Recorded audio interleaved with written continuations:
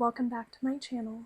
My name is Blair, and this is the Black Lace Oracle. Today's episode in the Dedication to Deities series is going to be about Hekate, the goddess of witches, the mother of witches, the torchbearer, the guardian of the crossroads. And as always, I will be doing my makeup as I talk about these things because I am a glamour witch.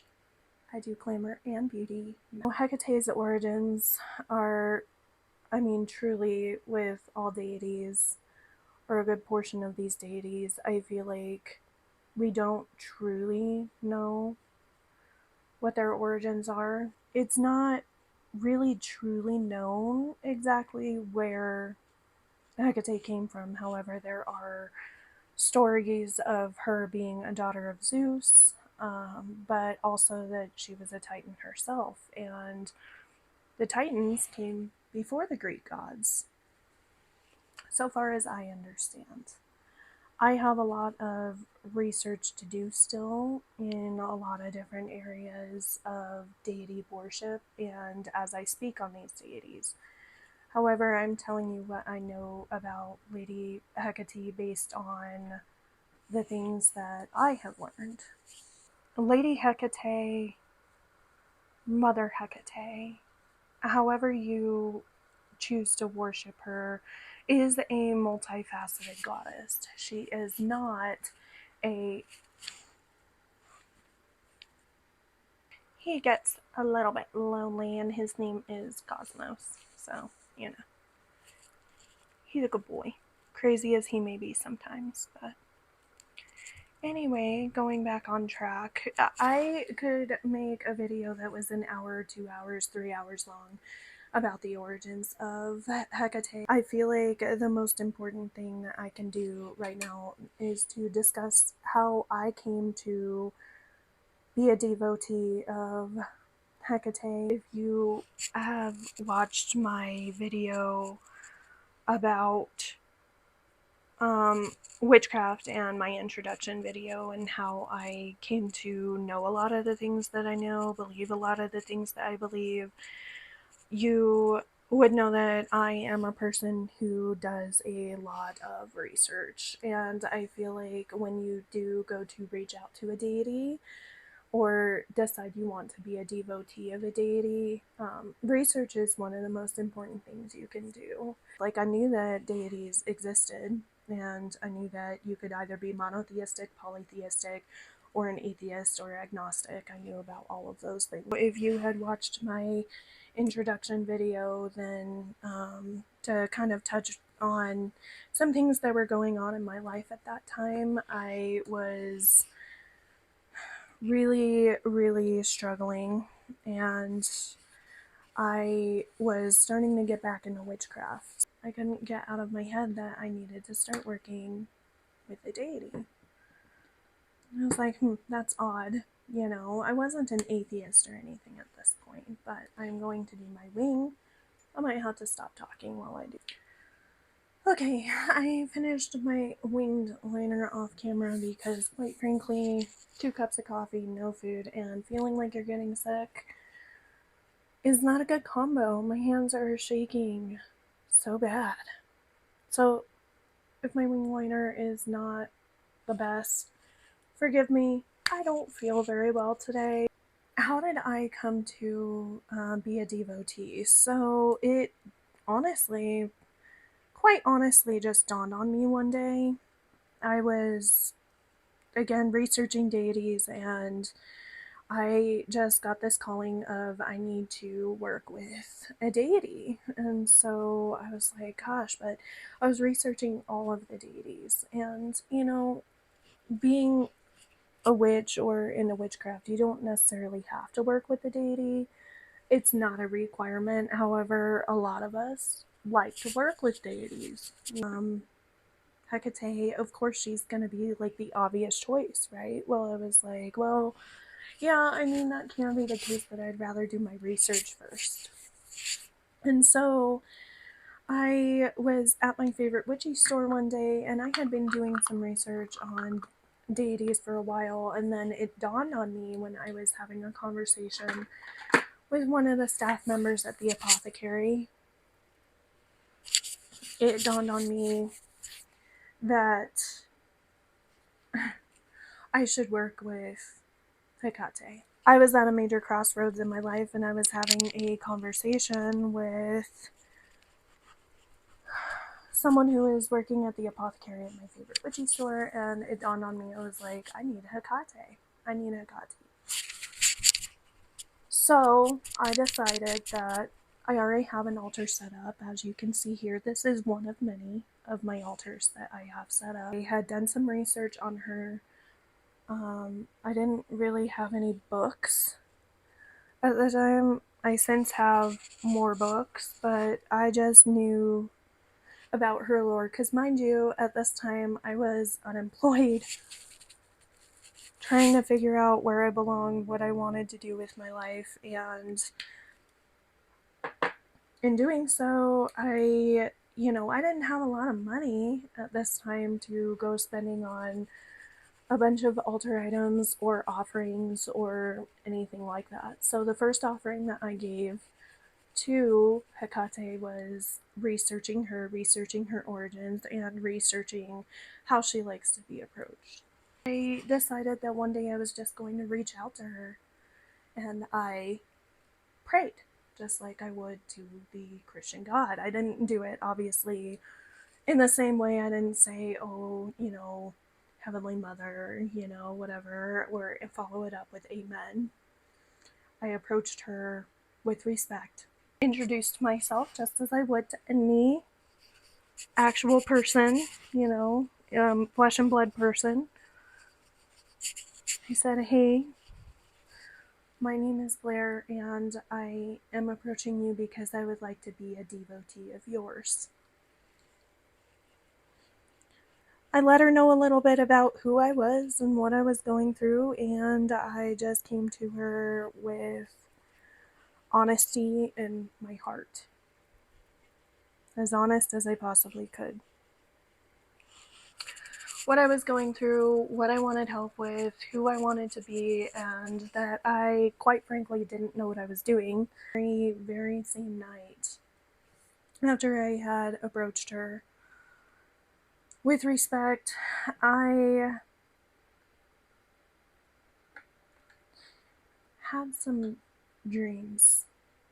I've always been a vivid dreamer. I've always had vivid dreams my entire life, but my dreams this night were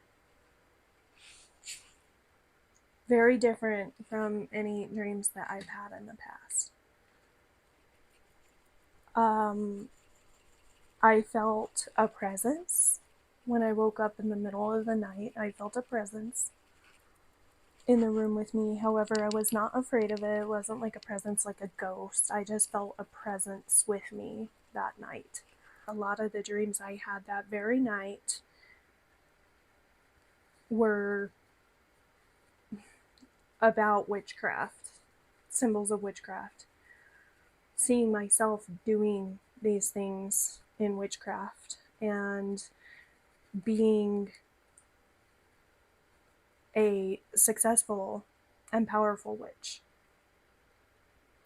Not powerful in the sense of Hollywood likes to dramatize a lot of things that have to do with witchcraft, but powerful in my own right, standing in my own power.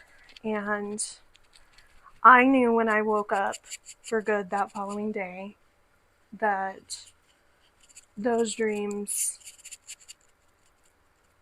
and the presence I felt were because of who I reached out to the night before, and that was Hekate. Shortly after that, I decided that I was going to, just make it a practice to try to talk to her daily like I would any friend or relative that I care for and have a relationship with. And so I did. I had a daily practice where I reached out and I just,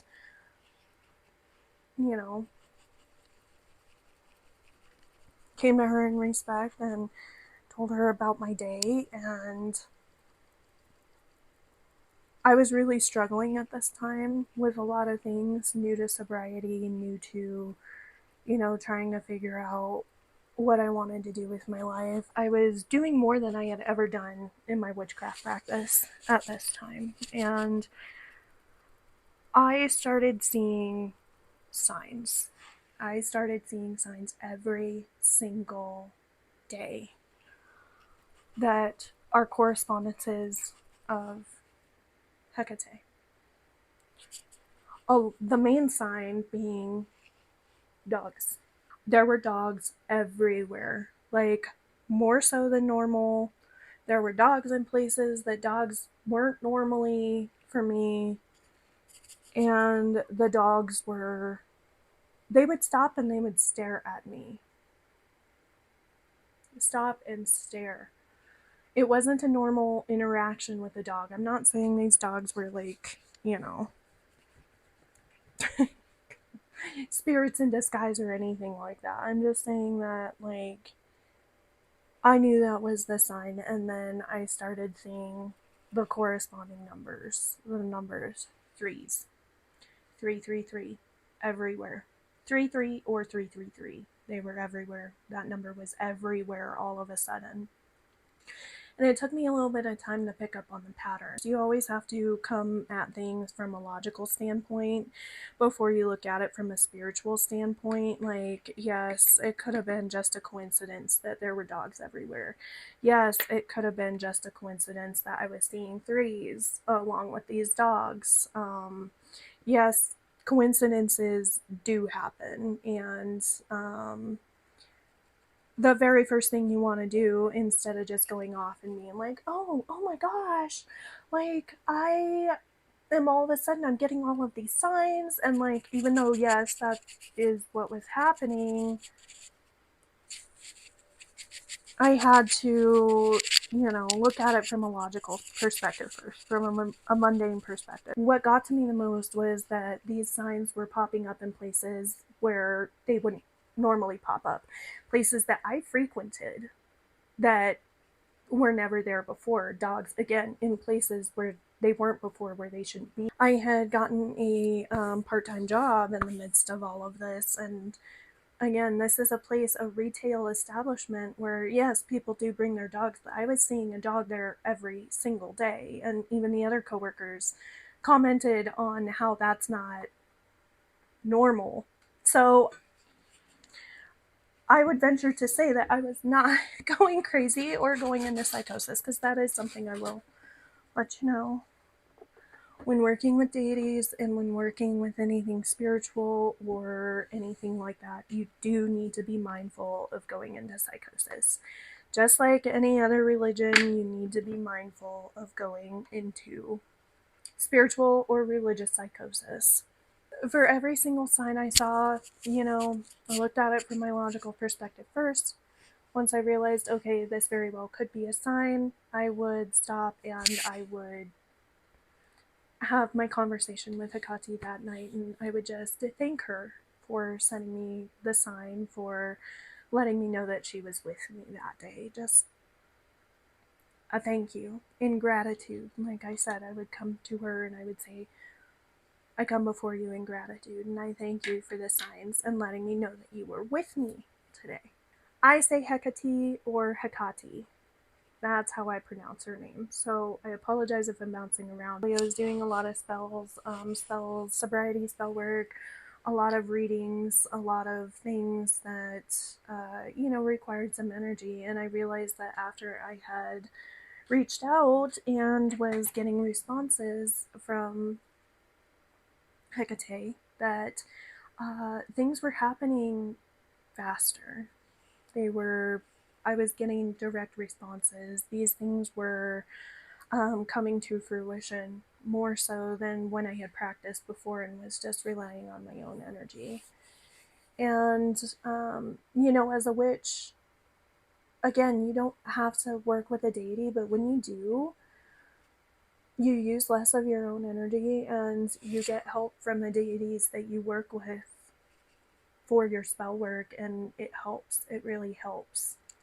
you can't sit there and ask and ask and ask a friend, oh, I need your help with this, I need your help with that, I need your help with this, but then when they come to you and say, hey, I need help, or hey, can we go and get some coffee, hey, can we go and spend some time together, you're like, oh, no, I'm too busy, I don't have time for that. They're not going to want to help you anymore, right? Right. It's the same concept with any deity that you choose to be a devotee of or work with. The relationship is reciprocal. You can't just turn around and say, I'm not going to do this or that or the other thing because I don't want to, but I'm going to sit here and ask you every day if you will help me. It's not fair. You can give offerings to your deities, and in this case, we are talking about Mother Hekate.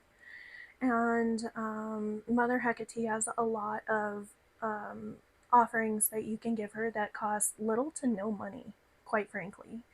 The first thing that you can give anyone, deities or people, is your time. That is free. It doesn't cost anything to give anyone your time at all. Time is free, but it's also something you can't take back. Time. If you want to provide a physical offering for Hekate, is that you can get her flowers. She does like flowers. There are traditional ones that you can get, of course. You can do roses. A lot of deities like roses. However, I have found that she absolutely loves calla lilies. She loves them. She loves the fact that I am bringing her something and dedicating it to her. Of course, she's going to like her correspondence offerings quite a bit, and she will let you know in no uncertain terms that she's never going to turn down an offering unless it's disrespectful. Some other things, garlic. She loves garlic. Garlic is very inexpensive and it's long lasting on the altar, so you can provide that to her. She loves dark chocolate. She does like some sweets. If you have something that you're eating, break off a little chunk of it. I gave my deities my homemade sourdough bread that I have had that starter for almost a year at this point. And I make sourdough bread and I bring them a little chunk of sourdough bread when I bake. Hekate loves that. I take photos of my 3 beasties, my dogs, and I have 3 beautiful portraits of my dogs that I have placed on her altar. Hekate loves dogs. She has her hounds, black dogs specifically. Photos that I have dedicated to her specifically. I have stones, moonstone. She loves moonstone. She loves obsidian. I do have those. She loves lavender. I have those in her offering dish. She likes bones, and she also likes feathers as well. Real feathers. She loves those. There are a lot of things that you can do, and some of these stones, yeah, you can go and purchase them. Obsidian is very inexpensive. Moonstone is not that expensive either. But I also have moonstone jewelry that I have on her altar that I ask her to bless, and then I wear it every once in a while. Leave offerings at a crossroads as long as they are animal safe, environment safe. You don't want to be leaving things like dark chocolate at crossroads where a dog or a squirrel or a stray cat, any wildlife can get to it. You don't want to do that. You don't want to leave an offering where that can make animals or nature sick. Something to keep in mind with these offerings as well as you're doing this is don't just leave her an offering only when you are asking for her help or asking for something. I find that I leave offerings all the time just to honor her. I don't leave them because I want something from her. As a matter of fact, I've rarely asked Hekate for help.